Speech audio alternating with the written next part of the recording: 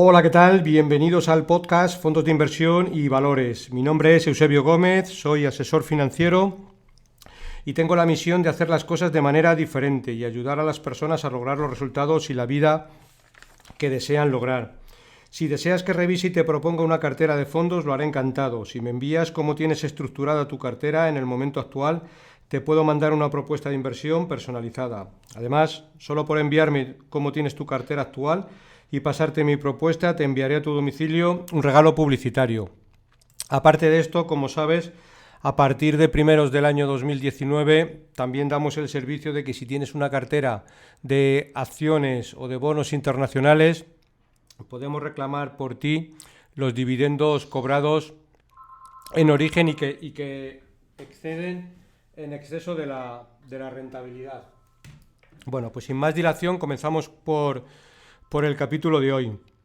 Hoy no vamos a hablar de fondos, hoy vamos a hablar de valores, pero no de los valores tradicionales que componen una cartera de inversión, sino de los valores que suponen el ser capaz de adaptarse a los cambios que todas las personas sufran o pueden sufrir en su vida, lo que viene a ser la resiliencia.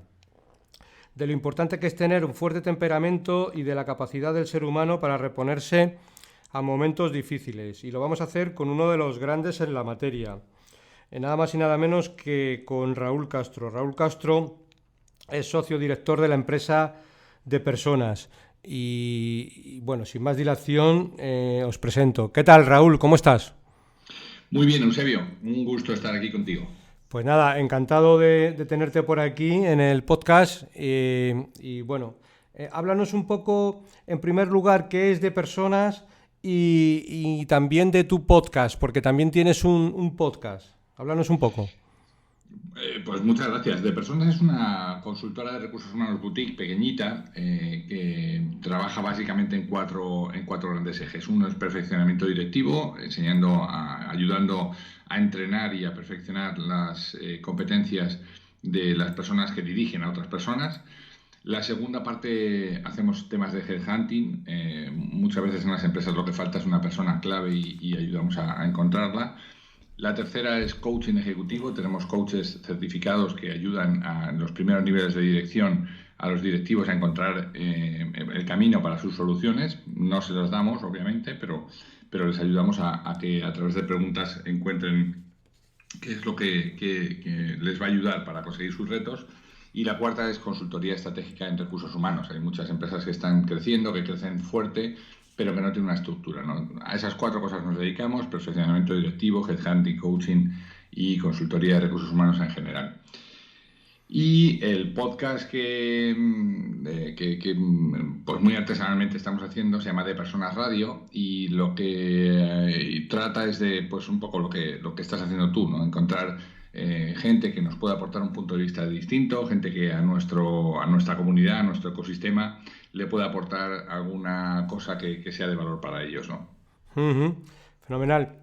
Tú aparte también has escrito 3 libros, que lo que vamos a hacer ahora y que va un poco, la mayor parte de los libros va un poco pues en la dinámica de lo que hablábamos antes, de lo importante que es tener un fuerte temperamento y de la capacidad del ser humano para reponerse a momentos difíciles, y vamos a hacer un comentario y vamos a ir desgranando los tres libros. Antes de ello, si te parece, Raúl, tú que has vivido muchos años en España y que ahora estás fuera de España, ¿dónde en concreto estás? En Miami, ¿no? Estoy en Tampa, en Florida, Ah, vale, como a 250 millas de Miami. vale, ok. Háblanos del Raúl Castro como inversor. ¿Qué visión tienes tú actualmente, ahora que ya llevas un tiempo viviendo fuera del país de España, de una persona que ha vivido muchos años en España y que ahora lo hace fuera? ¿Cómo se ve el país desde otro ángulo? Bueno, hace 8 años ya que vivimos fuera de España. He vivido en este tiempo en tres países distintos: en República Dominicana, en México y ahora en Estados Unidos desde hace ya casi 3 años. Y Es una buena pregunta, Eusebio, porque lo que me da es un vértigo entrar a invertir en España. Me da un vértigo porque no hay un racional detrás, no hay un racional. Pues yo me acuerdo cuando trabajaba en banca, pues que teníamos los fundamentales y luego todo el estudio técnico, ¿no? Toda la parte de inversión.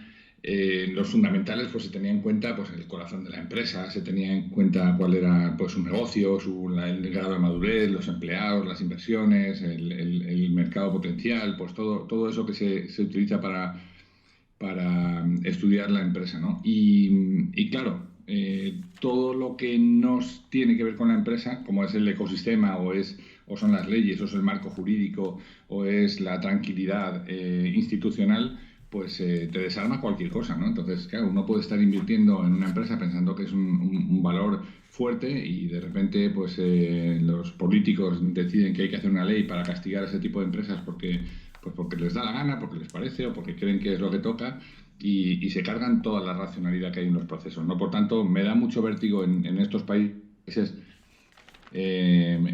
en donde no hay una seguridad jurídica, ¿no? Pasa lo mismo en muchos de los países latinoamericanos que todo el mundo conoce, donde invertir pues es una lotería, porque no hay un criterio.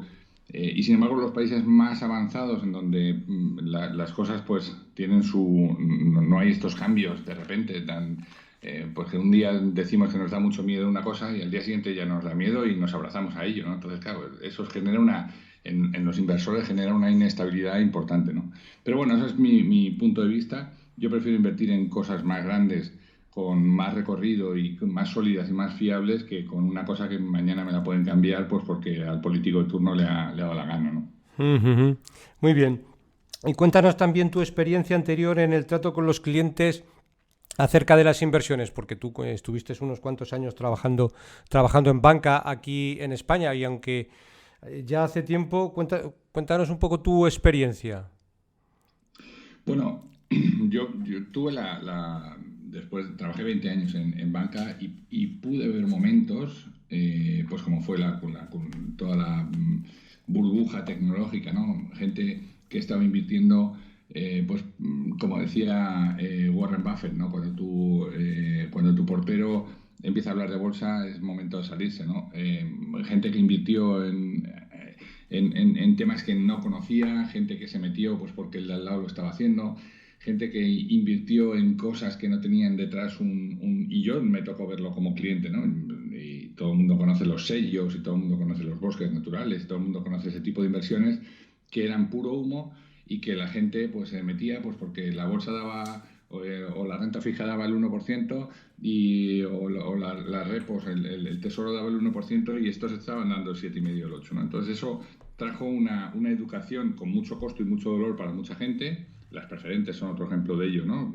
Cosas mal vendidas a gente que no tenía por qué comprar ese tipo de productos, pero te la agitaban de las manos, Eusebio. O sea, la gente venía y yo me recuerdo algunas conversaciones con clientes, algunas conversaciones duras de, oye, es que esto no es para ti. Y dices, sí, pero es que yo quiero esto porque esto da el 7,5 y tú me estás dando aquí el 1. Coño, pero te estoy dando el 1 en algo que no va a bajar, pero el 7,5% te puede bajar. No, porque un vecino mío, un cuñado, no sé cuánto. Entonces yo creo que supuso una especie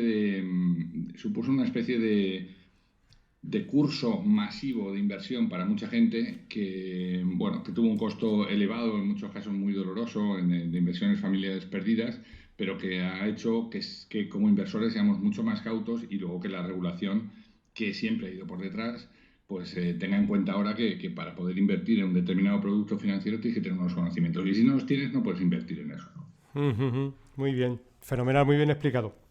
Pues nada, No, sí. perdona, y otra de las cosas y por poner un poco en valor vuestro trabajo, y otra de las cosas que ha hecho aflorar es que de verdad los profesionales que lo sois y que os mantenéis ahí desde hace un montón de años, cobréis valor, porque tú también has conocido como yo, pues un montón de gente que simplemente vendía, distribuía, pero no tenía ni idea de lo que estaba hablando, ¿no? Y yo creo que eso también ha hecho una limpieza y os pone en valor a los que habéis quedado después de esa limpieza, ¿no? Gente que sois capaces de asesorar como es debido a clientes, sí, y no dejarles comprar cualquier cosa a cambio de una comisión, ¿no? Exactamente, eso es muy importante.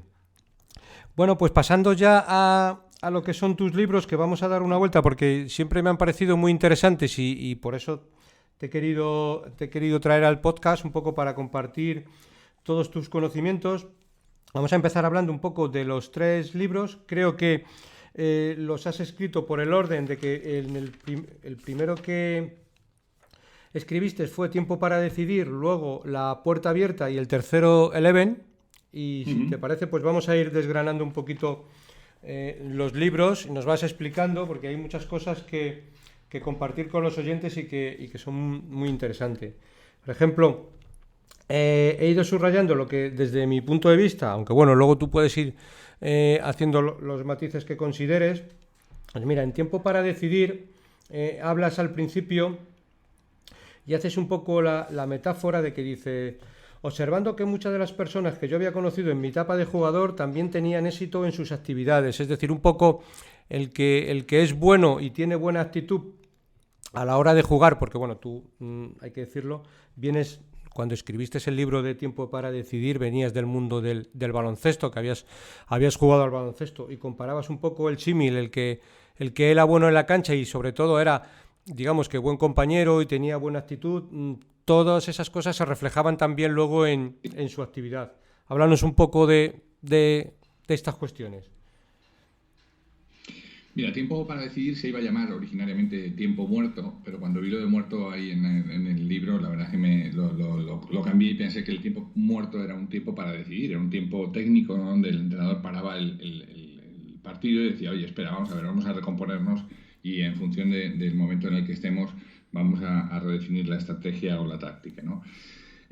Por eso se llama Tiempo para decidir, porque lleva los valores del baloncesto al mundo de la empresa, ¿no? Y haciendo ese paralelismo yo pensaba, ¿por qué nace esto? Pues porque muchos de los valores que tiene implícitos el deporte, en especial el baloncesto, que es el deporte que yo jugué prácticamente toda mi vida, esos valores están imbricados, digamos, en el mundo de la empresa, ¿no? Cosas como sacrificio, generosidad, disciplina, el valor de la autoridad del entrenador, el compañerismo, la generosidad con los compañeros, todos esos valores, digamos, son muy deseables en el mundo de la empresa. Y entonces, bueno, yo quise hacer este traspaso, ¿no? Es decir, oye, ¿cómo estos valores pueden impactar en el mundo de la empresa y por qué en la empresa se necesitan tanto, ¿no? Y estos valores, de verdad, que nunca te enseñan en el mundo del deporte. Cuando tú juegas al baloncesto no hay ni una sola vez que te digan: hoy vamos a hacer trabajo en equipo, ¿no? Porque el trabajo en equipo está implícito, estamos todos los días trabajando en eso, ¿no? Entonces, ese es un poco el leitmotiv de ese libro, recoger algunas de las experiencias obtenidas en el baloncesto y llevarlas al mundo de la empresa para que le sirviera al lector, ¿no? Uh-huh. Y también hablas de lo más importante a la hora de trabajar en equipo, el trabajar siempre con las personas. Aquí haces otra mención de también un poco de lo que va el libro, que comentas: me acaban de... Bueno, al protagonista del libro dice que le acaban de encomendar la tarea más difícil que ha tenido, que es dirigir un equipo de personas bastante complicado. Dijo casi de carrerilla: en realidad el trabajo consiste en hacer que un departamento que no funciona lo haga, pero creo que solo dirigiendo bien a las personas seré capaz de conseguirlo. Y un poquito más adelante haces una mención de Sandalio Gómez, que es profesor de dirección de personas en la organización del IES, y que dice: las personas deben constituir el centro de atención básico de la dirección de la empresa, tanto en el ámbito individual como en el social y colectivo. Háblanos un poco de estos temas. Pues mira, lo más complicado es dirigir personas, desde luego. Mandar lo puede hacer cualquiera. Mandar, simplemente te ponen los galones en el hombro y te dicen: oye, ya puedes mandar, ya eres jefe de algo y ya puedes dar trompazos a la gente. Y mandar es algo que como te digo, lo puede hacer cualquiera. Dirigir o liderar para mí es un arte, y es un arte reservado no a todo el mundo. Es un arte que se va mejorando con el tiempo, es un arte que se va perfeccionando, es un arte que solamente, insisto, algunos lo tienen y Y es lo más difícil de la compañía, ¿no? Porque al final el hacer que las cosas pasen, uno en el corto plazo puede agarrar el poder y dar, como te digo, dar trompadas a la gente. Y entonces, bueno, la gente por miedo lo hace, pero el conseguir que la gente de motu propio haga lo que el jefe quiere, pues es muy difícil, ¿no? Por eso es un arte, ¿no? Hay una frase que me gusta mucho que dice que un buen líder consigue que la gente confíe en él, que es como hemos crecido todos, ¿no? Los grandes líderes eran gente en la que todos confiábamos. Pero un líder excelente es aquel que hace que la gente confíe en sí misma. Para mí ese es el gran valor, ¿no? Que la gente confíe en sí misma, en sus valores, en lo que sabe hacer, en sus capacidades y además tengan las ganas de aprender aquello que no sabe para poderlo hacer, ¿no? Por eso es lo más complicado en una empresa. Y luego también tenemos otro ramillete de personas que vienen de hacer, que vienen de funciones más operativas, más técnicas, y que de repente las ponen al cargo de un equipo y ya no pueden solamente hacer, sino tienen que hacer que otros hagan. Y las funciones, por tanto, son distintas, ¿no? Ya no es... y eso lo tenemos, es muy visible en un ejemplo muy típico, ¿no? El mejor vendedor no siempre es el mejor equipo, el mejor jefe de ventas. Es muy bueno haciendo lo que hace, conoce muy bien cómo venderle a un cliente, pero hacer que otros ven es mucho más complejo, ¿no? Uh-huh.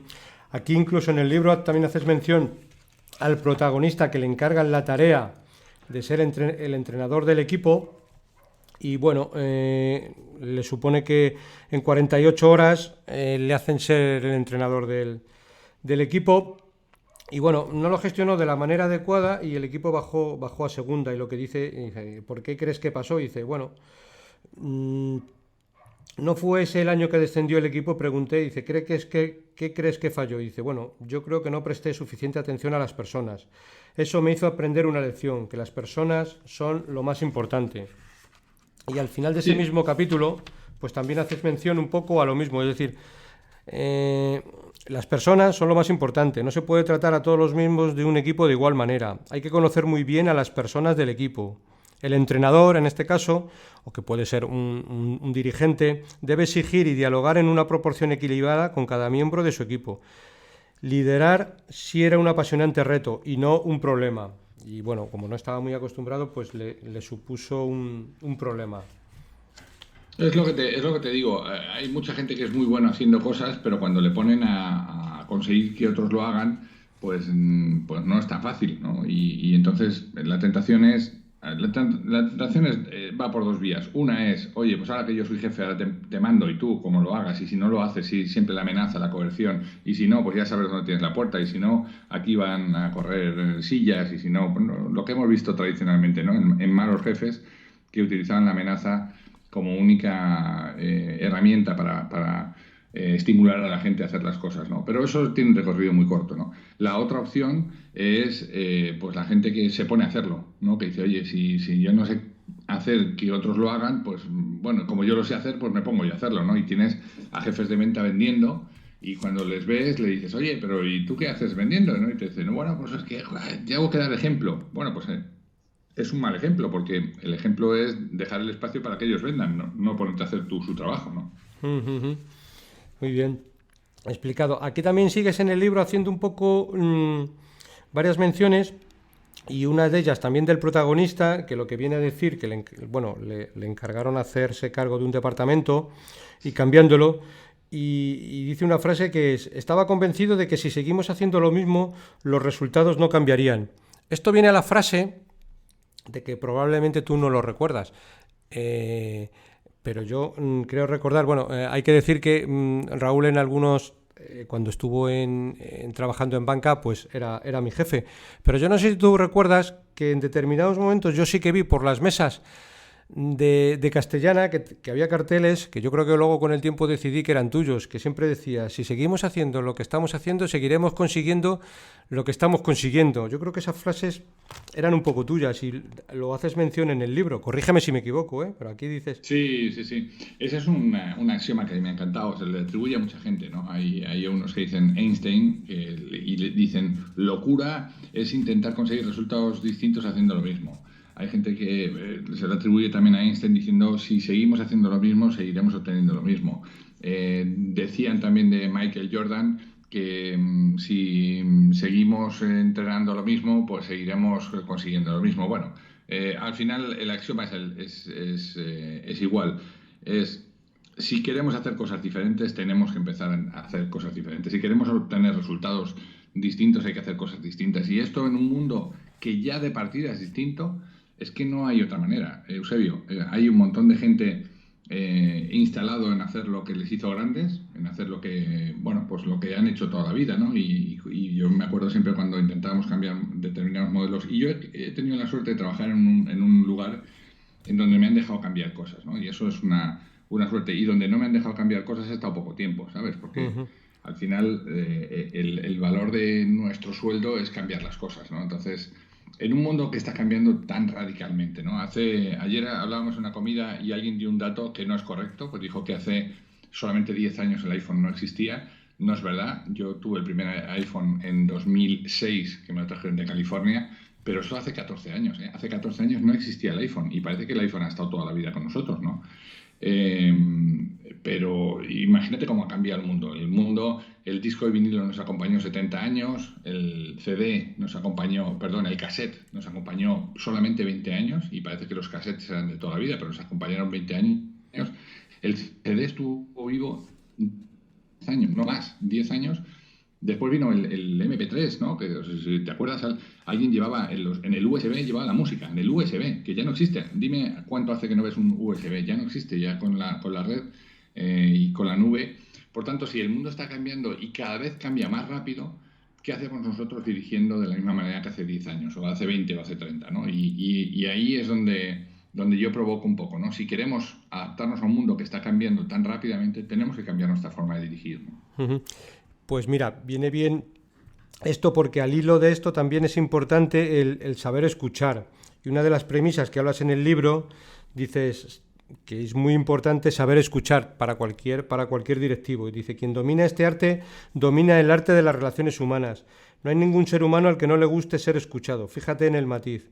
Yo hablo de escuchar y no de oír. Escuchar es prestar atención a lo que uno oye. Bueno, este es el mayor de los males de los directivos, ¿no?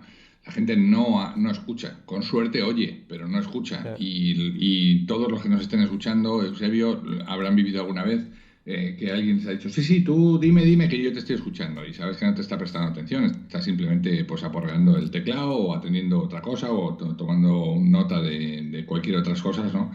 Y no te está escuchando. Yo creo que ese es el mayor de los males. Escuchar atentamente, de nuevo, es un don. Es un don o es una competencia o es una habilidad que se tiene o se entrena.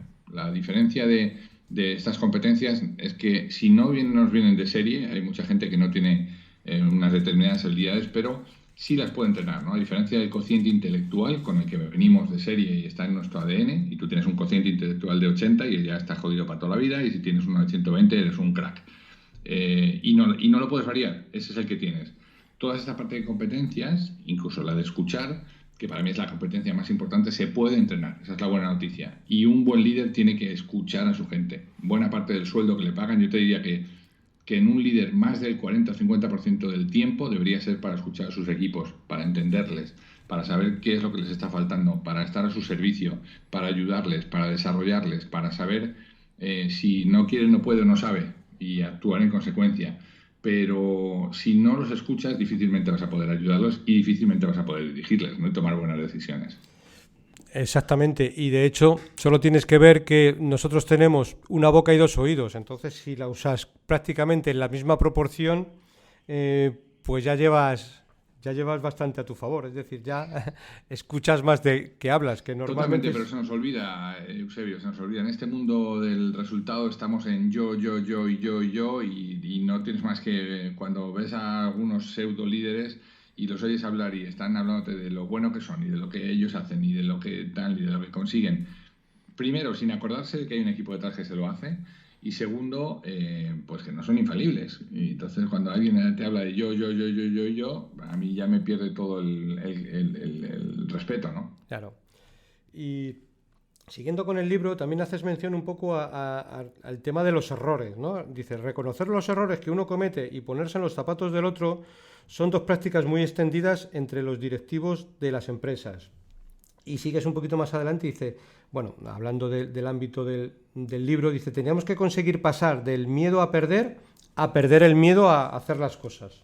Háblanos un poco de todos estos, de este Bueno, tema. mira, déjame que me agarre otra vez al baloncesto, ¿no? Si cualquiera que ha visto un partido de baloncesto sabe que un excelente jugador o tirador o encestador, ¿no? O un atacante, en tiros de tres mete un magnífico día, mete un 35%. Magnífico día, un 40%. Imagínate, el mejor día que tienes metes un 40%. Eso significa que fallas 6 de cada 10. Entonces, viniendo de ese mundo, si la empresa alguien fallara el 60% de las cosas que hace, pues desde luego estaría despedido el primer día, ¿no? No se permite el error. Y para mí el error es una suerte siempre que pasen dos cosas. Una, que aprendamos de él y dos, que reaccionemos pronto. El error no puede ser repetitivo, pero hay que equivocarse, porque muchas veces por el miedo a equivocarse, pues aparece la falta de oportunidad, ¿no? Y al final tenemos un coste de oportunidad en personas que simplemente por el miedo a que su jefe le eche la bronca, por el miedo a que lo que le van a decir, por el miedo al resultado, pues no hace. Y entonces yo creo que el error que es inherente al humano tiene que producirse en las empresas y están haciendo cosas y tenemos que aprender de él. Pero aprender de él no como se hacía en el pasado, ¿no? Cuando se producía un error en el pasado, la gente lo primero que iba era buscar quién lo había equivocado, quién lo había hecho, ¿no? Y yo creo que el error debe permitir aprender rápido, aprender pronto y sacar un aprendizaje de ello, ¿no? Por eso animo a la gente a que se equivoque, ¿no? Y sé que es difícil porque una equivocación con un cliente te puede costar muchas veces el cliente, pero también muchas veces una equivocación te da la oportunidad de repararlo y de mejorar la relación con el cliente, ¿no? Sí, si hacemos la similitud del mundo de la empresa con el mundo del deporte, y enlazando un poco con el libro, aquí también tú hablas mucho que dices, si sales a ganar es posible que puedas empatar e incluso perder, pero si sales a empatar es casi seguro que perderás. Y hablas un poquito más adelante y dices, uno de los riesgos que tiene salir a empatar es que aprendes a vivir en mitad de la tabla. Por lo general los equipos que salen a empatar salen a defenderse. Muchas veces en el ámbito de la empresa pasa un poco igual, es decir, no tomas una actitud excesivamente positiva o un poquito más activa y buscando, cuando vas a hacer una presentación a un cliente, buscando el empate, pues acabas con la derrota, ¿no? Sí. Mira, en general, y yo sé que me meto en un lío con esto, yo ahora vivo desde hace 3 años en un mundo, en un país que es hiper competitivo, en un país que la meritocracia es un valor en sí mismo, es hacer las cosas bien significa que te premien. Y yo he vivido en un país durante 40 años que era casi lo contrario. Era no hagas las cosas bien, no destaques. Y yo te puedo contar miles de anécdotas que tengo en trabajos previos al de la banca, en donde lo que te decían era, oye, no vas a heredar la empresa, tú estate quieto, no apretes tanto, que nos llevas a los demás con la lengua afuera, tú bájale dos, ibas al instituto y acuérdate, oye, has estudiado y tenías que decir que no, ¿por qué? Pues fatal, no sé qué. No podías decir que habías estudiado mucho y que querías sacar un 10 porque entonces te convertías en el gafota, sacusica, cabezón, ¿no? Entonces, yo creo que el equipo que sale o el país que sale a empatar, que sale a ver lo que pasa, pierde. Pierde. El equipo que sale a empatar, a ver, bueno, a ver si me puedo quedar, a ver si me puedo llevar un puntito hoy de aquí, de este campo, es muy fácil que pierda. Solo el equipo que sale a ganar es el que tiene oportunidades de ganar, pero a ganar de verdad, convencido, vamos a ver qué pasa, ¿no? Y eso lo ves también en muchos de los directivos, no, vamos a intentarlo, ¿no? Si dices vamos a intentarlo, es muy probable que no lo hagas y como ya te has cubierto diciendo, bueno, es que era muy difícil y lo intentamos, pero no lo hemos podido hacer. La clave está en salir a ganar, en voy a hacerlo. Y el voy a hacerlo y el voy a intentarlo cambian radicalmente la forma en la que te enfrentas a los problemas, ¿no? Uh-huh. Y también hablas en el libro de todo lo que tiene que ver sobre un directivo, de dar ejemplo. Haces una mención en un capítulo de ellos en el que dices, y es una frase de Albert Einstein, dar ejemplo no es la principal manera de influir en los demás, es la única manera. Y un poquito más adelante, en alguna de las páginas, hablas un poquito de lo que es el cerebro, el hemisferio derecho, el hemisferio izquierdo, y sobre todo comparas lo que es un director con un líder, y haces varias similitudes que voy a desgranarte alguna de ellas, aunque luego tú las desarrollas, que dices, por ejemplo, el director administra, el líder gestiona innovando, el director es una copia, el líder es el original, el director mantiene, el líder desarrolla, etcétera, etcétera, etcétera. Amplíanos un poco todos estos detalles. Bueno, de nuevo, ser director tradicional, ¿no? El ser el mando tradicional, pues es relativamente sencillo. Lo difícil es entender el equipo que tienes, lo difícil es desarrollarles, lo difícil es darles el espacio a cada uno, lo difícil es manejar diferentes personalidades sin que la personalidad única que valga sea la tuya. Y tenemos también un montón de ejemplos todos en la cabeza que cualquiera que lo escuche podrá ponerle nombre y apellidos y le estará viendo la cara sin que nadie se lo tenga que decir, ¿no? Hay jefes tradicionales que eran, pues aquí se hace lo que yo digo y es que yo soy de esta manera y aquí pues ya sabes lo que tienes, esto es lo que hay. Este es el tipo tradicional de hacer las cosas. Afortunadamente ya no quedan casi ninguno de estos tan agresivos, no tan iba a decir diplodocus o dinosaurio, da igual. Ya casi no quedan de esos, pero sigue habiendo tics en gente que vivió ese tipo de liderazgo que intenta replicarlo, sobre todo cuando las cosas van mal. Cuando las cosas van mal sale la esencia de cada uno y cuando las cosas van mal dicen, pues ahora voy a hacer yo lo que siempre me hicieron conmigo, venga, aquí se hace esto porque si... Y yo creo que eso no tiene ningún sentido, ¿no? Hoy un líder es mucho más completo que todo eso. Un líder tiene que conseguir la voluntad de las personas, de su equipo, tiene que entenderlos bien, tiene que saber que trabajamos con diferentes generaciones, ¿no? Hay gente más senior, hay gente de la generación baby boomer o la generación X que conviven con la generación millennial y con la generación centennial y tienen que convivir y tienen que entender que los drivers, las motivaciones de cada uno son diferentes y tiene que entenderlas para poderlas manejar, ¿no? No se puede hablar lo mismo a un senior que a un junior y hay que entender que un junior tiene unas determinadas o un millennial tiene unas determinadas características que aportan mucho al equipo y que tú como líder tienes que saber extraerlas, ¿no? Para mí esa es la diferencia entre un jefe y un líder, ¿no? Uh-huh. Bueno, mira, por ir acabando con el libro que de Tiempo para Decidir, haznos una pequeña mención de la historia de Mateo, aunque hemos ido parafraseando, quiero decir, lo más importante en el libro y hemos ido hablando de cómo sobreponerse a todos los cambios. Haznos una breve descripción de en qué consiste el libro de la historia para decidir y lo que cuenta el protagonista Mateo. Pues mira, te lo cuento casi desde el origen, que esto pues uno no tiene muchas veces la oportunidad de contarlo. Ese libro surge en los aeropuertos, en el tiempo en el que tú y yo trabajábamos juntos. Ese tiempo surge pues, en el aeropuerto de Bilbao. Cada vez que yo iba para allá, el avión siempre se retrasaba porque por el tiempo casi nunca podía llegar a tiempo y por tanto me tiraba un montón de horas. Recuerdo ese aeropuerto, pero en muchos aeropuertos, en muchos trenes, en muchos aviones, ¿no? Entonces, estaban escritos capítulos o asuntos diferentes y lo que hice fue inventarme la historia de Mateo, que pasa por todas estas circunstancias, ¿no? Y le va dando un poco de continuidad, es un eje de continuidad. Entonces la historia de Mateo es de un directivo que le ponen al frente de un equipo y tiene que encontrar en la diversidad de las personas que están a su cargo desde entonces, pues la mejor manera de solucionar un problema que le surge el primer día que se sienta Mateo allí, ¿no? Y entonces, bueno, pues de eso va el libro, ¿no? De cómo él, que había jugado al baloncesto antiguamente, pues va recordando algunos de los momentos del baloncesto y dice, oye, espera, si aplico esto aquí al mundo de la empresa, wow, mira, me funciona y me da resultado, ¿no? Esa es un poco la historia de Tiempo para Decidir.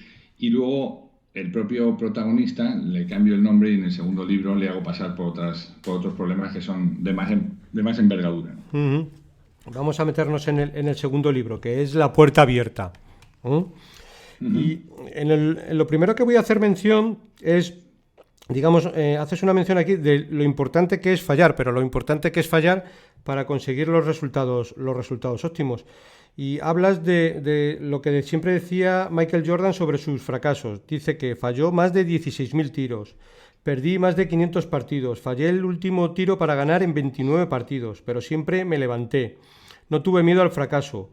Puedo aceptar fracasar en algo, pero no puedo aceptar no intentarlo. Háblanos un poco de qué va la puerta abierta para luego ir desgranando el libro.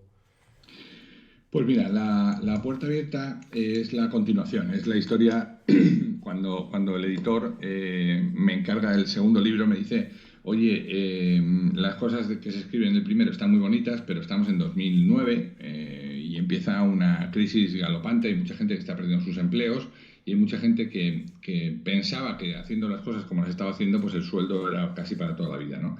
Y entonces yo me tomo una excedencia en el banco para escribir este libro y sentir lo que siente una persona cuando deja el trabajo, ¿no?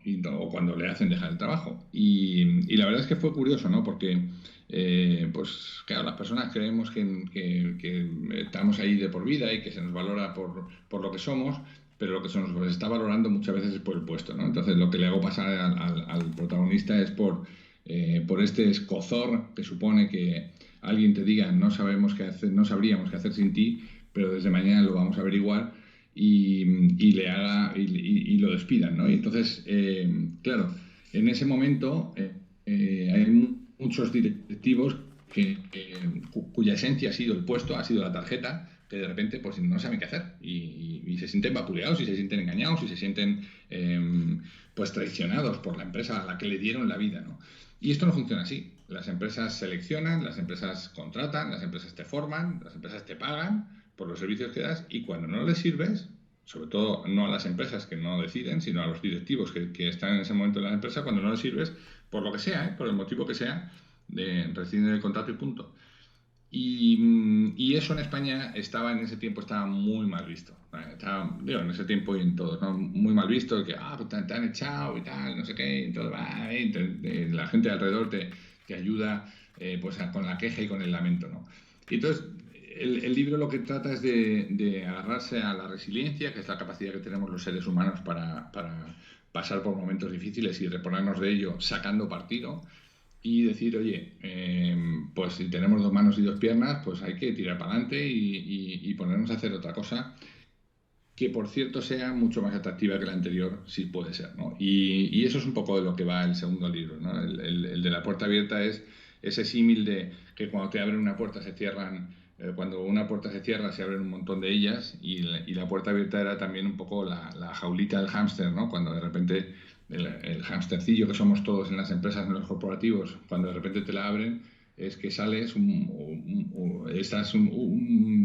iba a decir, no me sale la palabra en español. Bueno, te dedicas a entender qué es lo que está pasando a tu alrededor y al final el hámster tiene que salir al exterior. Y eso muchas veces te da muchísimo vértigo, ¿no? Uh-huh. Pues parafraseando más frases que dices en el libro, que es un poco eso, es decir, que te puedes caer muchas veces, pero siempre te tienes que levantar. Dices, un proverbio ruso dice, caer está permitido, levantarse es obligatorio. En Japón existe el ukemi, una palabra que significa caída y que es lo primero que se aprende en las artes marciales desde hace milenios. Es decir, no consiste en caerte, sino en que siempre te tienes que levantar. Siguiendo con el libro, también haces una mención del periodista que es Pedro Molina, al que le encargan el trabajo de entrevistar a una persona que había estado mucho tiempo en su trabajo y que le habían echado. Y la verdad es que luego este hombre llega a triunfar en la vida, es decir, monta una empresa y le va fenomenal. Y quizás en el primer momento no se dio cuenta de agradecer a la empresa que había prescindido de sus servicios, pero a la larga llegó a triunfar. Háblanos un poco de... Bueno, indagando en este libro, como te digo, lo escribí estando en activo en el banco donde trabajaba y con una excedencia de 6 meses que me tomé para hacer esto y para certificarme como coach. Descubrí, dentro de las investigaciones ahí con todo el tema de resiliencia, descubrí este tema de Japón, que en las artes marciales lo primero que te enseñan es a levantarte. Y antes de hacer cualquier llave, lo primero que te enseñan es a reponerte del golpe que acabas de... Porque si no, ahí acaba el combate, ¿no? Si tú no eres capaz de reponerte de la primera caída, ahí acaba tu combate. Ya no hiciste nada más, ¿no? Por tanto, cuanto más te levantes, cuanto más rápido sea cuando te repongas de esa situación, más posibilidades tendrás de acabar ganando el combate. Y esto pasa en las empresas también, ¿no? La gente, pues... cuando de repente deciden prescindir de ti, pues es como que si tu vida ya se hubiera acabado, ¿no? Y lo importante es saber entender qué es las oportunidades que se esconden detrás de eso y abrazarte a ellas y pelear por ellas, ¿no? Y por eso a Pedro Molina le sorprende tanto que el protagonista, que Martín sea capaz de reponerse tan rápidamente y sea capaz de empezar una nueva vida, ¿no? Y a la hora de empezar esa nueva vida, aquí también haces una mención a que dices las recetas que hay para triunfar, pero no solo las recetas que tienes que hacer para triunfar, sino las recetas que no tienes que hacer para no pegártela. Haces una mención, y voy a leer literal, que probablemente se entienda mejor, que dices, en contraposición a los libros que te dan recetas sobre cómo triunfar, me gustan este tipo de contrarrecetas, que vienen a decirte, no sé cómo vas a hacerlo, pero te garantizo que si haces esto te la pegas. Es decir, viene a decir que haciendo determinadas cosas casi te aseguras de alguna manera el fracaso, y que ya quitándote de hacer esas cosas eliminas Claro. Mira, riesgos. eso tiene que ver con mi manía por no tratar de decirle a la gente lo que tiene que hacer, que esto es un mal muy de nuestros días, ¿no? La gente te dice, lo que tú tienes que hacer es esto y esto y tal. Y es ahí, y no lo discuto, pero no necesariamente es una receta universal para todo el mundo, ¿no? Y esto que parece una cosa de perro orgullo nos pasa todos los días y lo vemos todos los días. No, tú lo que tienes que hacer es hacer esto y esto. Bueno, si te ha funcionado, yo lo respeto, pero no significa que me tenga que funcionar a mí. Por tanto, más que los decálogos, lo que me gustaba era gestionar los contradecálogos, ¿no? Es decir, oye, mira, si haces esto, lo que te aseguro es que te vas a pegar este trompazo, ¿no? Y si haces esto va a traer estas consecuencias. Entonces tú decides, ¿no? Yo creo que esa es un poco una mejor receta, ¿no? Antes que decirle a la gente lo que tiene que hacer permanentemente, que eso es muy español, muy nuestro, ¿no? Pues mira, siguiendo con el libro y hablando de Martín, ya digamos cuando le echan de trabajo, luego monta la empresa y triunfa, llega un momento que le dan algún premio, creo que es en la Cámara de Comercio, en fin, le hacen una mención y le dan algunos premios. Y da un mensaje que la verdad que quiero aquí introducir un poco y bueno, o leerlo, porque me parece muy relevante, sobre todo para alguien que en un momento dado pues está en la tesitura de que, joder, pues no ve el final del túnel, le han echado del trabajo y viene a decir, en el discurso que dio, dice, quiero para finalizar, continuó, animar a todas las personas que esté pasando por un momento difícil en su vida, para que no se dejen vencer por sus miedos, que luchen por su sueño, que tengan una visión y que trabajen para conseguirla. Así es como Alba se refiere a su mujer, que fue con quien fundó la empresa, pusimos en marcha este enriquecedor proyecto y les aseguro que es una experiencia maravillosa. Y dice, quiero leerles para finalizar un extracto del discurso que hizo hace algunos años Steve Jobs, uno de los fundadores de Apple, a los estudiantes de Stanford en su graduación. Lo podrán ustedes ver en internet. Dice, en un momento de su discurso dijo lo siguiente, a veces la vida golpea en la cabeza con un ladrillo. No pierdan la fe. Estoy convencido de que lo único que mantenía en curso era que amaba lo que hacía. Deben encontrar lo que realmente les apasiona. Y eso es tan cierto respecto del trabajo como lo es respecto del amor. El trabajo les llenará una parte importante de sus vidas y la única manera de sentirse realmente satisfecho es realizar lo que consideran un gran trabajo. El único modo de realizar un gran trabajo es amar lo que uno hace. Si no lo han encontrado aún, sigan buscándolo, no se conformen. No sé qué más tienes que añadir a esta frase tan Pues célebre. Pues que todo el mundo debería ver ese discurso. Es un discurso que da Steve Jobs en la Universidad de Stanford, en la graduación de una de las promociones, en donde el tipo cuenta 3 historias sobre su vida y lo que viene a decir es un poco eso, ¿no? Que hay que perseguir. De hecho, acaba ese discurso diciendo stay hungry, stay foolish, ¿no? Permanecer hambrientos, permanecer alocados. Necesitamos esta sensación de hacer algo que de verdad nos siga apasionando como los niños que llevábamos dentro, ¿no? Hay un tipo que se llama Jim Collins que escribió un libro que se llama Estaba tratando de leerlo, que lo tengo ahí en la estantería. From Good to Great, en donde lo que dice es, eh, hay tres cosas que mueven al ser humano, tres cosas fundamentales. La primera de ellas es que lo que hagas, para lo que hagas estés preparado para ello, ¿no? El que tener la preparación, digamos, académica o técnica de lo que estás haciendo. El segundo es que te brillen los ojos y el tercero es que puedas monetizarlo. Si alguno de estos tres falla, tu vida no va a ser completamente, tu vida laboral no va a ser completamente feliz, ¿no? Porque puedes estar preparado para ello y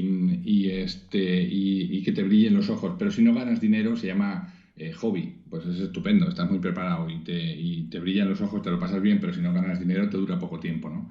Si por el contrario te brillan los ojos y ganas dinero, pero no estás preparado, va a durar poco tiempo, porque, bueno, se va más tarde o más temprano, te van a pillar, o te preparas o acabará esto, ¿no? Y la tercera, que es la más lamentable, que es cuando estás preparado para algo y ganas dinero, pero no te brillan los ojos, ¿no? Eso se llama trabajo alimenticio y hay muchísima gente que tiene este trabajo alimenticio casi por pecado, se formó, hizo la carrera que hicieron sus padres o sus hermanos o lo que tocó hacer en ese momento, gana bien de dinero, pero va arrastrando los zapatos al trabajo, ¿no? Y eso es un poco lo que yo pretendo hablar en ese capítulo, ¿no? Que la gente tiene que hacer la cosa, aquello que le apasione, tiene que buscarlo y eso para una parte de nuestra generación ya va a ser imposible, pero para los jóvenes es muy posible. Yo lo que les animo a todos los jóvenes con los que nos cruzamos todos los días en las empresas, incluso en proyectos que hemos tenido en universidades y en colegios, es que busquen algo con el que les apasione, ¿no? Con lo que les brille los ojos cuando se levantan por la mañana, porque si no, tu vida se convierte en un infierno. Ujú. Totalmente de acuerdo. Y yo creo que fue una de las últimas frases que dice el protagonista del libro cuando acaba y que resume un poco el libro. Dice, fue una suerte que saliera de mi anterior empresa. De no haber sido así, nunca habría sido posible que esto ocurriera. Cuando dice esto ocurriera, se hace El mención éxito. al éxito que montó una empresa y que la verdad que le fue fenomenal. ¿No? Vam- Bueno, es eso, ¿no? A veces hay otra película, ¿no? A mí me gusta mucho el cine para el mundo de la gestión. Hay otra película que se llama Up in the Air con George Clooney, que dice, George Clooney era un tipo que despedía a la gente, ¿no? Y en las empresas, por cuenta de estas empresas que le pedían estos servicios, y en un momento dado está despidiendo a una persona y la persona le dice, oiga, usted me está despidiendo, pero ¿qué me está diciendo ahora, no? Entonces usted le dice, mire, ¿usted cree que sus hijos le respetan, le admiran? Y dice el tipo, pues claro, idiota, pues usted viene a animarme, ¿no? No, dice, pues mire, no le respetan ni le admiran. Ellos admiran a los atletas, admiran a los bailarines. ¿Sabe por qué? Porque persiguen sus sueños. ¿Por cuánto le robaron a usted los sueños? Y el tipo piensa y dice, pues por 25.000 al año.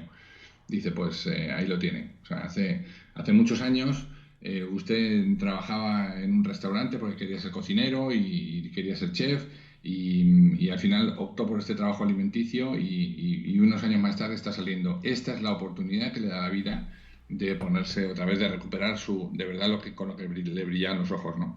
Y esta es un poco la enseñanza de esto, ¿no? Hay que hacer lo que en la medida de lo que cada uno pueda para que sea solamente tenemos una vida, Eusebio, que yo sepa, ¿no? Y aprovecharla o desaprovecharla depende de nosotros.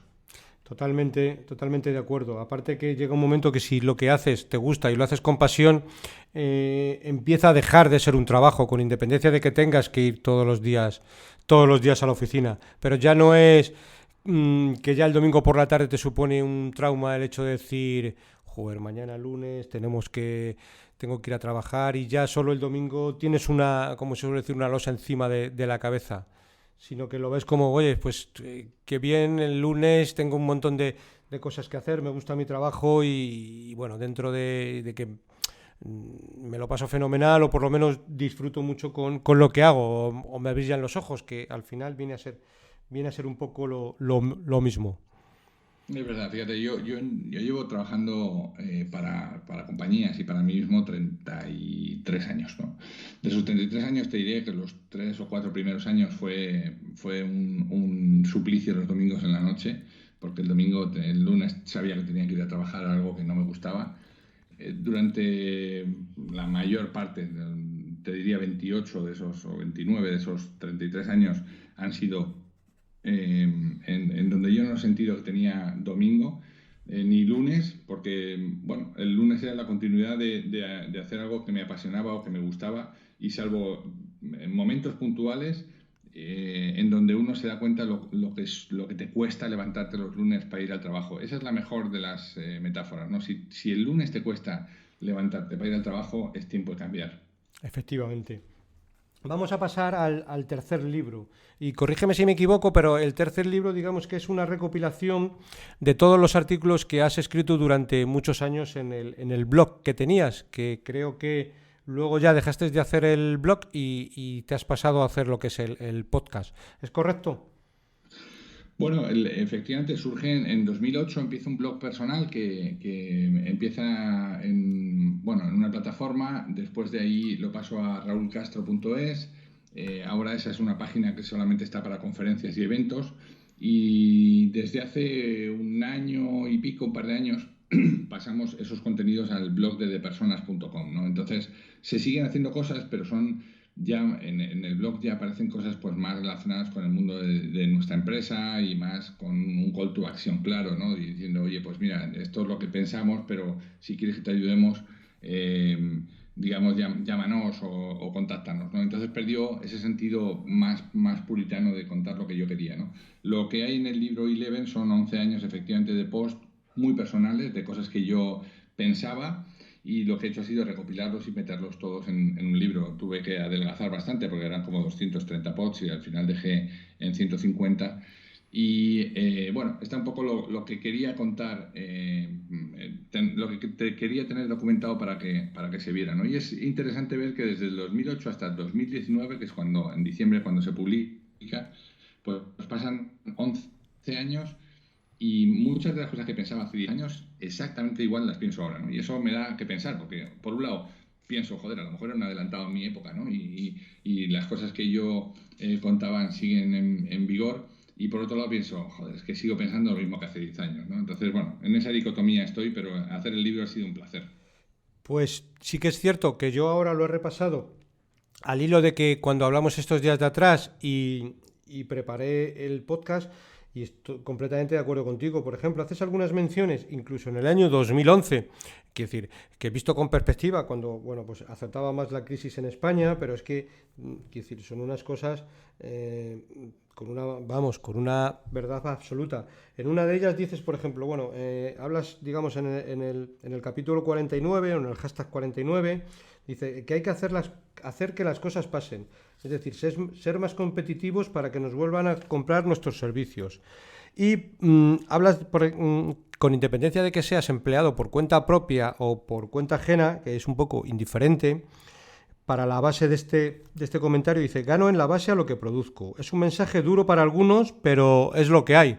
O nos acostumbramos a eso o tendremos problemas. Y ya esto era en el año 2011. Yo creo que hoy en día ya casi, después de todo lo que hemos pasado, sobre todo en España, mucha gente ya lo ha interiorizado.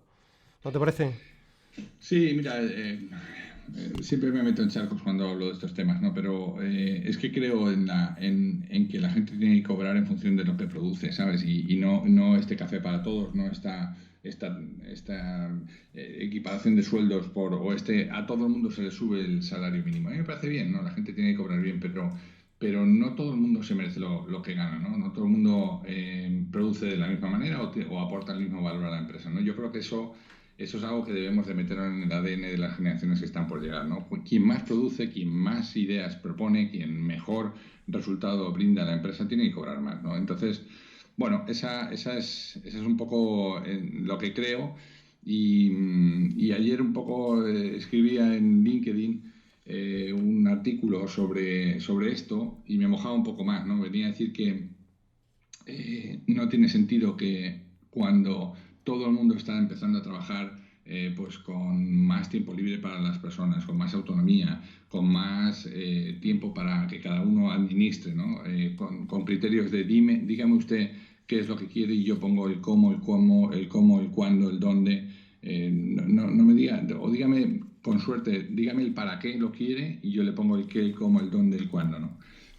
Cuando el mundo se está virando hacia eso, hacia la autonomía, hacia no sé qué, nosotros nos inventamos en nuestro país que hay que fichar a la entrada y que hay que fichar a la salida, que es lo más decimonónico que he oído en muchos años. No, es que hay que volver otra vez a fichar. Y el otro día con la consejera delegada de AXA, en una entrevista decía, la mujer hacía malabares ahí, no, nosotros tenemos que seguir la norma, pero estamos para los comerciales, estamos viendo cómo lo ponemos y tal. Es absurdo a todas luces, ¿no? Tener que poner ahora a fichar y a controlar a las personas como se hacía hace 150 años, cuando el mundo va por otro lado, ¿no? Cuando hoy todo el mundo está trabajando desde casa, cuando la tecnología está aquí, cuando la 5G nos está llevando a la puerta, cuando la inteligencia artificial nos va a comer. Si seguimos pidiendo a la gente que trabaje como máquinas de una hora a otra hora, con un presentismo, con la hora nalga como único criterio de medición, dejaremos de ser competitivos absolutamente y vendrán otros y nos comerán la merienda. Y entonces nos lamentaremos y el paro no es que suba, el paro se disparará y entonces la gente nos echaremos la mano a la cabeza y diremos, ay, pero ¿qué ha pasado? Pues hermano, ¿qué ha pasado? Que somos los menos productivos de todos los de nuestro alrededor, ¿no? Exactamente, totalmente de acuerdo. Y también, mira, haces más menciones y hablas un poco de los riesgos. Es decir, y muchas veces es todo lo contrario, ¿no? Es decir, ¿cuál es el riesgo? ¿El tener solo una nómina o ser autónomo y tener varios clientes? ¿Dónde está para ti el mayor riesgo de los Bueno, dos? eso lo aprendí saliendo del banco, Eusebio. Uno ha sido educado en la cultura del trabajo por cuenta ajena y del trabajo fijo y la mayor aspiración de todos, y tú seguro que lo has vivido por ahí también cuando hablabas con la gente, con compañeros, que llevan muchísimo tiempo por tu cuenta, pero cuando decían, no, es que el trabajo fijo, eso es una mentira, ¿sabes? El trabajo fijo se desmonta con dinero y el único cliente que te está comprando, que es la empresa, que compra tus servicios, que compra religiosamente los días 30, te deja de comprar y el 100% de los clientes te dejan de comprar, ¿no? Si por el contrario uno no tiene solamente un cliente, sino que tiene 7, 8, 10, 15, 50, es literalmente imposible que los 50 al tiempo te dejen de comprar. Tú con tu cartera que tienes como agente financiero, con el balance que manejas, con los clientes a los que ves, es literalmente imposible, Eusebio, que todos al tiempo dejen de comprarte, que todos al tiempo te retiren la confianza y que todos al tiempo se decidan ir a otra entidad. Es literalmente imposible. Por tanto, tú tienes más seguridad que cualquiera de los que está en nómina en el banco para el que trabajas, ¿no? Tienes muchísima más seguridad, porque tus ingresos van a ser más estables que los de ellos, que el día de mañana cualquiera les puede dejar de comprar y decir, pues lo que te decía antes, ¿no? Te vamos a ayudar a triunfar en la competencia, ¿no? Te vamos a dar la oportunidad de que tu talento se la pongas a servicio de otro, porque aquí ya mañana no vas a trabajar. Y eso lamentablemente la gente no es consciente, pero es que hemos crecido durante muchos años pensando que la nómina era la gran panacea, ¿no? Ujú. Totalmente de acuerdo. Yo creo que cada vez sí que, bueno, la última crisis sí que yo creo que, al menos no sé en qué gran parte de la mayoría de la gente, pero sí hay mucha gente que sí se ha dado cuenta de, bueno, de estos aspectos o similares. También sigues hablando en el libro de lo que es el esfuerzo y disfrutar del esfuerzo. Y hablas un poco, ¿es incompatible el esforzarse y disfrutar? Y dices, no es incompatible, disfrutar de la actividad mientras se suda la camiseta. No nos hace falta valor para emprender ciertas cosas porque sean difíciles, sino que sean difíciles porque nos hace falta valor para emprenderlas. Es decir, muchas veces lo que nos hace falta es la actitud y el valor para emprenderlas, no de por sí que sean difíciles. Y hablas un poco de esto. Coméntanos. Sí, fíjate, eso también es como ha cambiado un poco el proceso de toma de decisiones, ¿no?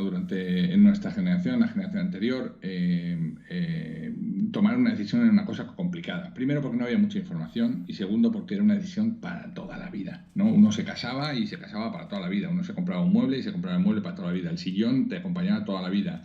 El coche se trataba que te acompañara toda la vida. Luego se rompían, los más viejos se rompían a los 15 o 20 años, los más nuevos al cuarto o quinto año ya te dicen que hay que cambiarlo, ¿no? Por tanto, ya nada es para toda la vida. Y la toma de decisiones pues tiene que ver con esta adaptación también, ¿no? Hoy las decisiones pues ya no son para siempre y por tanto ya no tenemos que tener ese miedo reverencial a hacer cosas, a tomar decisiones, sino quitarle peso a las decisiones y decir, oye, ¿qué es lo peor que nos puede pasar si tomamos una decisión equivocada? ¿Que haya que tomar otra que la varíe? Pues así lo hacemos, ¿no? Y yo creo que eso es, bueno, parte de un proceso también personal de aprendizaje. Cuando me marché de España, cuando salí al extranjero, la primera cosa que me dijeron algunos bien intencionadas es, oye, ¿y si te va mal? Coño, ¿y si me va mal? ¿Y si me va bien? ¿No? Y afortunadamente llevamos 8 años fuera y está siendo una aventura increíble con pues, con unas vivencias que no jamás hubiera podido tener si me hubiera quedado en el círculo de confort o en mi zona de confort en mi barrio. Y eso no significa que no cueste, claro que cuesta, tomar decisiones cuesta, romper las amarras es muy doloroso, pero cuando rompes las amarras te das cuenta que no hay vuelta atrás y que hay que tirar para adelante, lo único que te queda es el camino para adelante y dejas de mirar la orilla, ¿no? Y yo creo que eso es lo mejor, ¿no? Ujú. Pues mira, al hilo de esto también haces un comentario muy apropiado, porque dices, las personas que se preocupan por entregar lo mejor de sí mismas, quienes dan lo mejor que tienen, quienes se esfuerzan por hacer el mejor trabajo posible, no van a tener problemas nunca. Y viene un poco a colación con esto mismo, con independencia que trabajes por cuenta propia o por cuenta ajena, ¿no te parece? Es así, o sea, al final las personas exitosas que yo he conocido son personas que no se quedan en lo estándar, no se quedan en lo que todo el mundo hace, no se quedan en el empate, ¿no? Llevando al símil de lo que me preguntabas antes, sino que intentan hacer lo mejor posible. Luego, oye, otra cosa es que te salga bien, te salga mal, te salga medio regular. Bah, el resultado no siempre está 100% de tu mano. Ahora, si tú pones todo el empeño, pones esa milla extra, ¿no? Yo siempre pongo un ejemplo en nuestros programas con directivos, ¿no? El agua a 99 grados es agua muy caliente, muy, muy, muy caliente, extraordinariamente caliente. A 100 grados ya no es agua, a 100 grados es vapor de agua. Y la diferencia entre el estado líquido y el estado gaseoso es solamente un grado, es solamente esta vuelta de tuerca, es solamente esta última revisión de la propuesta, es solamente este repaso a ver lo que hemos entregado, es volver otra vez a abrir la puerta a ver si me he dejado algo. Esa milla extra, digamos, ese último grado, es el que hace que una persona pase de ser mediocre a ser exitosa. Muchas veces es eso, ¿eh? Es solamente un grado, ¿no? Y eso es un poco lo que yo propongo, ¿no? Que la gente busque la excelencia por sí sola sin esperar a que sea papá o mamá empresa el que te la pida, ¿no? Fíjate, la siguiente cuestión que tenía yo aquí, que ya te has adelantado a ella, y me parece fenomenal, es que comentaras lo de la milla extra, es decir, qué es la diferencia entre hacer las cosas bien o hacerlas de forma extraordinaria, es decir, ese punto más que en un momento dado si lo comparamos con el deportista de élite, da ese punto más, pues es el que te llega a lo mejor a conseguir un contrato, a conseguir un cliente o a dar lo mejor de ti mismo y hacerte salir del resto de la competencia. Un poco. Fíjate, hace un montón de años estábamos ahora me has recordado que estábamos con un grupo de gente del banco estábamos en una comida y pasó una persona vendiendo lotería y como era el primero que llegó, pues de repente uno se animó y tal, y no sé qué, no sé cuánto, y todo el mundo le compró lotería, ¿no? A este señor. Pero luego al rato pasó otra persona también vendiendo lotería y a ese ya no le compró nadie. Y yo siempre pensaba, joder, el que se ha llevado de aquí que ha vendido, no sé, igual 20 o 25 décimos, en 20 o 25 décimos en una mesa en 3 minutos, ¿eh? Lo ha hecho porque ha sido el primero, porque ha sido el primero que ha decidido entrar, porque ha sido el primero, o a lo mejor era porque el que pasaba por allí, ¿no? Pero el que llega segundo nunca tiene la oportunidad, ¿no? O no tuvo la oportunidad en aquel momento. De ahí que el tomar la iniciativa, que el provocar, que el empujar, que el ser el que tome la voz cantante, para mí siempre tiene un plus, ¿no? Exactamente, totalmente de acuerdo. Bueno, pues mira, por ir acabando, tengo aquí un comentario que hiciste en uno de los blogs quería que compartieras con los oyentes porque me pareció a todas luces muy interesante.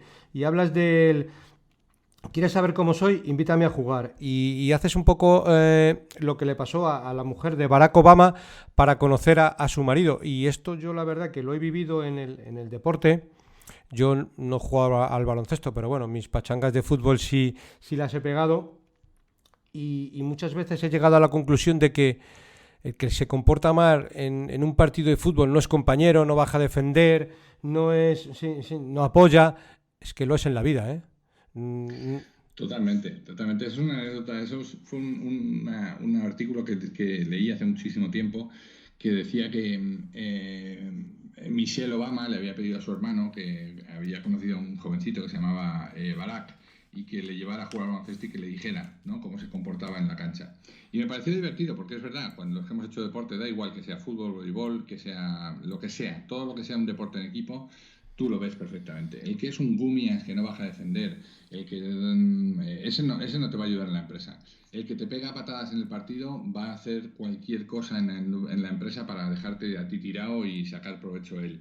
El que te da los balones y te da asistencias, te va a ayudar en la empresa. El que cuando se te ha marchado tu defensor, tu atacante, te ayuda a defenderle, ese te va a ayudar cuando tengas un problema en la empresa. Y eso es radicalmente cierto. Tiene una correlación absoluta entre lo que se hace en el mundo del deporte y la empresa. Y además, fíjate, en el mundo del deporte sin darte cuenta, porque ahí sale la esencia. Cuando tú estás jugando, por eso en la formación se utilizan muchas veces los juegos, ¿no? Porque cuando tú estás jugando sale la esencia de la persona, ¿no? Y a mí me gusta mucho ese paralelismo con el deporte. Cuando tú ves a alguien en el mundo de la empresa pues que es que hay cosas que no te gustan, si te lo hubieras llevado a jugar a algún deporte de equipo, lo hubieras visto antes de nada, ¿no? Es que yo lo he vivido, o sea, en persona, y es que es literalmente cierto. Es decir, es que es así, o sea, el que a 160 pulsaciones por minuto se comporta de una manera y le sale, pues es que luego porque hay mucha gente que dice, no, es que ¿sabes lo que pasa? Que yo en el campo me transformo y luego en la vida soy de otra manera. No es cierto, no es cierto, ¿eh? Sí, sí. En el campo, esas 160 pulsaciones lo que te dan es la esencia de la persona. Cuando tú le llevas al límite, sabes cómo te va a responder. Sí. Y cuando en la empresa le llevas al límite, sabes cómo te va a responder. Mientras que puede poner una pose, te va a poner una cara. Ahora, cuando lleguen los malos momentos, que es donde se nota, donde se necesita la esencia de la persona, ahí es donde te vas a dar cuenta, ¿no? Exactamente, pues totalmente de acuerdo contigo. Pues nada, Raúl, por mi parte, yo creo que hemos dado cuenta de los 3 libros que has publicado. Me ha parecido muy interesante. Espero que a los oyentes también hayan disfrutado con la conversación y bueno, con todo lo que hemos hablado. Os voy a repetir a los oyentes los libros. Bueno, casi dilo tú, Raúl, y habla de tus libros por si te lo quieren comprar, porque yo creo que seguro que disfrutan de ellos. Son muy interesantes bajo mi punto de vista. Bueno, en Amazon.com están los 3, 2 de ellos son muy antiguos. El tiempo para decidir es del 2008, pero aún está en Amazon porque se publicó en la editorial Empresa Activa, la de los libros amarillos. Por tanto, el tiempo para decidir está en Amazon, La puerta abierta también está en Amazon y el último es Eleven, que está recién publicado en diciembre del 2019, con lo cual sí que lo tenéis más fresco en Amazon.com, lo podéis encontrar. Pues seguro que los que queréis leerlo, aparte de los comentarios que hemos hecho aquí, lo disfrutaréis tanto como lo hemos disfrutado nosotros. Raúl, por mi parte, nada más. Si tienes algo más que decir, la verdad que has estado encantado con tu conversación. Te agradezco mucho el tiempo y si quieres comentar alguna cosita más, pues a tiempo estás. Al contrario, Eusebio, que esta es de las cosas que más me gustan. Como yo hice un programa de radio hace muchísimos años, he retomado esta pasión por los podcasts en De Personas Radio. En la letra de personas.com, en depersonas.com podéis encontrar todo lo que hacemos y en raulcastro.es para el tema de conferencias y otros eventos que organizamos. Así que, Eusebio, un placer. Me encanta que no hayamos perdido contacto y que además sigamos tan sintonizados en cosas en las que hemos vivido juntos. Y para mí ha sido un orgullo el poder formar parte de tu podcast y espero que lo oiga mucha gente y que sigas teniendo éxito. Perfecto, Raúl, pues el placer ha sido mutuo. Voy a poner la música de despedida como siempre y voy a despedir el programa. Como siempre, para cualquier consulta o comentario sobre este podcast puedes enviarme un email a la dirección eusgomez@gmail.com y si te ha gustado el programa te agradezco que me des un like en YouTube y un me gusta en ebooks. Un saludo muy cordial, paciencia y buenas inversiones.